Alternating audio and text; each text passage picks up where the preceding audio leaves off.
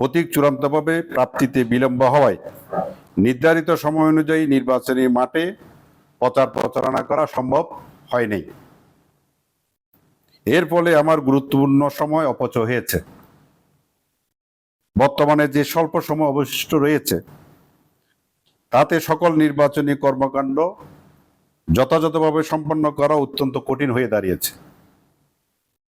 উপরন্তু আমার ব্যক্তিগত পারিবারিক কারণ বিবেচনায় আমি এই নির্বাচন থেকে সরে দাঁড়ানোর সিদ্ধান্ত গ্রহণ করেছি।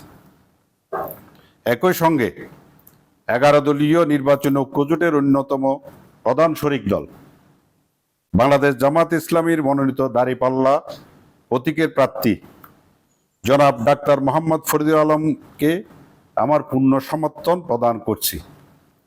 এম ইয়াকুব আলী 11 দলীয় নির্বাচন ঐক্যজোট সমর্থিত ওএলডিপি মনোনীত সংসদ সদস্য প্রার্থী, চট্টগ্রাম 12 নির্বাচনী প্রতীক ছাতা।